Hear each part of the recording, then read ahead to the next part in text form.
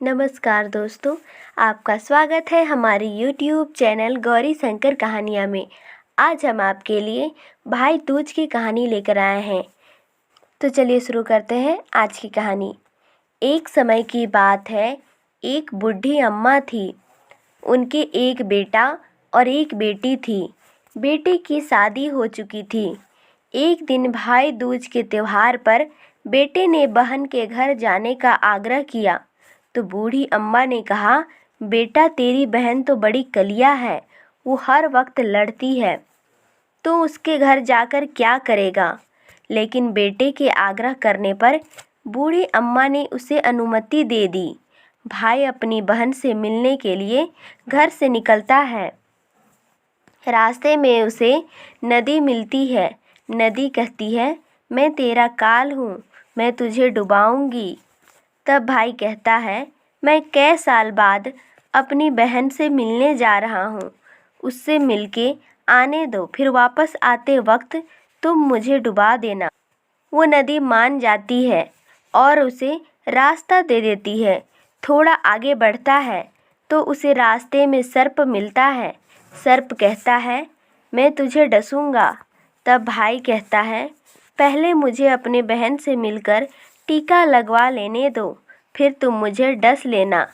सर्प भी उसे रास्ता दे देता है। अब वह आगे बढ़ता है। आगे जंगल में उसे एक शेर मिलता है। शेर कहता है, मैं तुझे खाऊंगा। तो भाई उससे भी कहता है, मैं पहले अपनी बहन से मिलकर टीका लगवा लूं, फिर लौटते समय तुम मुझे खा लेना। शेर भी उसे रास्ता दे देता है। वह बहन के घर पहुंचता है और आवाज़ लगाता है, देख बहन, 7 कोस दूर से तिलक कराने तेरा भाई आया है। बहन उस वक्त सूत काट रही होती है।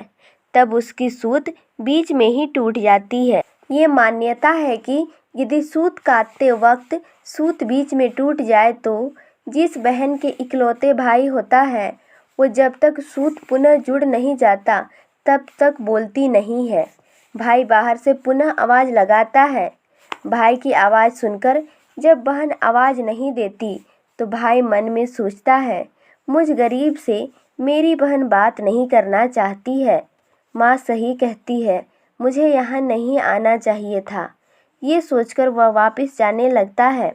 इतने में बहन का सूत पुनः जुड़ जाता है और वह भाई को आवाज़ देती है और उसकी तरफ दौड़ती है और उससे बात न करने का कारण बताती है।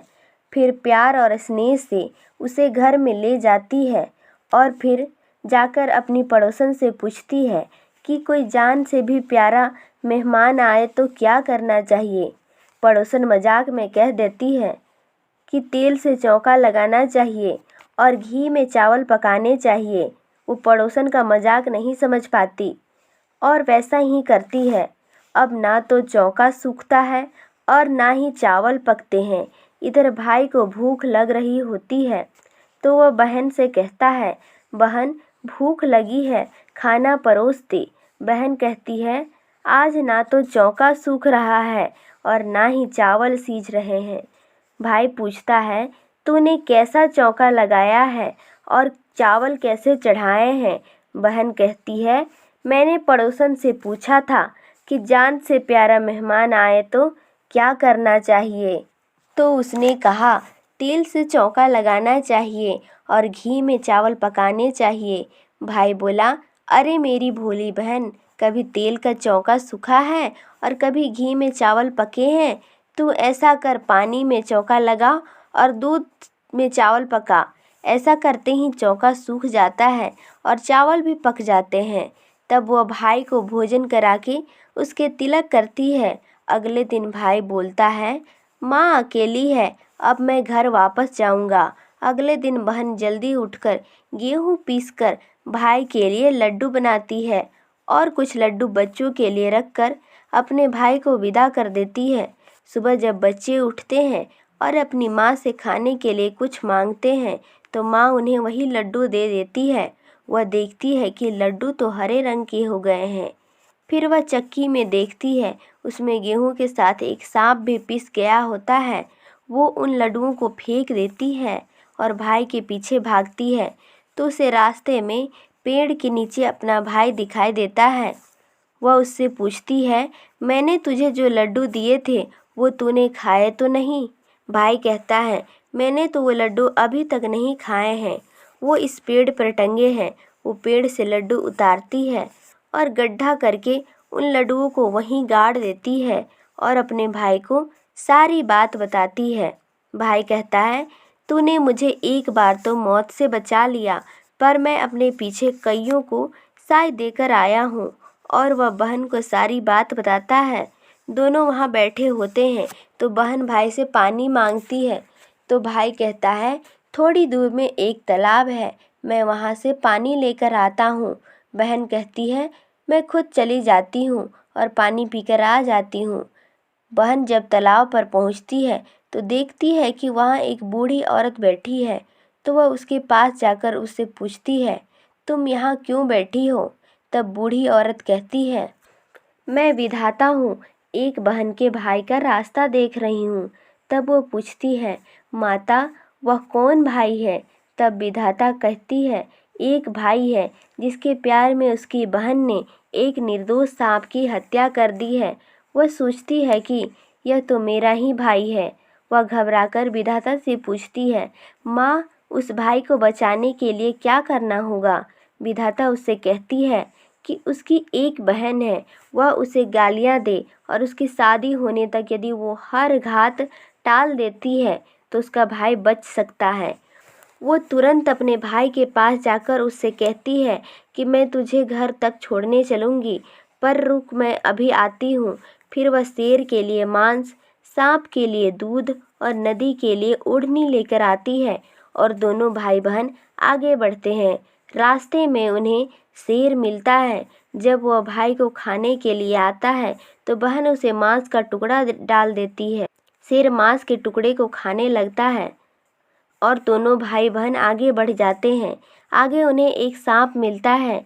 जैसे ही सांप उसके भाई को डसने आता है तो बहन दूध का कटोरा सांप के आगे रख देती है।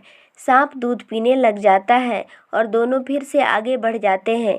रास्ते में आगे चलकर उन्हें नदी मिलती है जो भाई को डुबाने के लिए तैयार रहती है, तो बहन नदी को ओढ़नी उड़ा देती है। खुश होकर नदी उन्हें रास्ता दे देती है। अब दोनों भाई बहन अपने घर पहुंच जाते हैं। अपनी बेटी को देखकर माँ बहुत खुश हो जाती है, पर बहन उसी समय अपने भाई को गाली देने लगती है। तब माँ कहती है, इसको यहाँ क्यों ले आया? तब भाई कहता है, माँ बहन तो बहुत अच्छी थी, पता नहीं घर आते ही इसे क्या हो गया। थोड़े दिनों में उसके भाई का रिश्ता आता है तो सब कहते हैं, बहन पागल है, बुरी है, पर भाग्यवान है। जब ससुराल वाले सगाई के लिए मिठाई लाते हैं, बहन कहती है, इसकी मिठाई क्यों लाते हो, पहले मेरी मिठाई लाओ। और वह अपने भाई को गालियाँ देने लगती है। सगाई शुरू हो जाती है तो वहाँ आग लग जाती है। बहन को तो पहले से ही पता था कि उसके भाई की घात है और वह तुरंत ही आग बुझा देती है। शादी के हर कार्यक्रम में बहन अपने भाई के साथ ही रहती है। जब भाई की निकासी होने लगती है तो बहन बोलती है, अरे इसकी निकासी क्यों करते हो, पहले मेरी निकासी करो। इसे आगे के दरवाजे से मत लेकर जाओ, पीछे के दरवाजे से लेकर जाओ। और इतना कहते ही आगे का दरवाज़ा टूट जाता है। सब कहते हैं, भले ही बहन कलिया है पर बराबर भाई की जान बचा रही है। जब भाई फेरों में बैठता है तो बहन फिर उसे गाली देने लगती है और कहती है, इसकी जगह मैं फेरों में बैठूंगी। इसके बाद दूल्हा दुल्हन की रात जगती है तो बहन कहती है, इसकी नहीं, पहले मेरी रात जगाओ। फिर लोग कहते हैं, बीच में पर्दा लगाकर इसे भी साथ में सुला दो। रात में जब भाई भाभी सो जाते हैं तो रात को वहाँ एक सांप आता है। बहन को तो पहले से ही पता था कि कुछ होने वाला है, इसलिए वह तैयार होकर बैठी थी। वह उसे पकड़कर टोकरी में बंद कर सो जाती है। आज वह कई दिनों के बाद निश्चित होकर सोती है। उधर उसकी माँ सोचती है कि बेटी के उठने से पहले ही मेहमानों को विदा कर देती हूँ, वरना वह फिर से गालियाँ देकर शोर मचाएगी। बेटी उठकर देखती है तो घर में कोई भी मेहमान नहीं दिखता।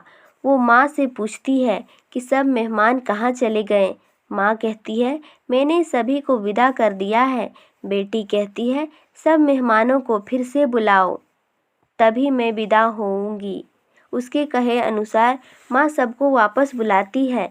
तब वो माँ से कहती है कि मैंने आज के दिन के लिए ही पालने में पूत और चूल्हे पर दूध छोड़कर अपना घर छोड़ा था और पागल होकर अपने भाई को बुरा भला बोलकर इसकी साथ घात टाली थी।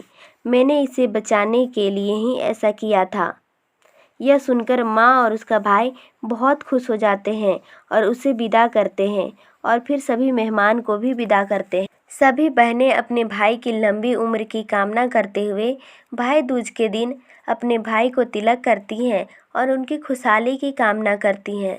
यदि आपको कहानी अच्छी लगी हो तो चैनल को सब्सक्राइब कर दें और कमेंट में हैप्पी भाई दूज ज़रूर लिखें। धन्यवाद।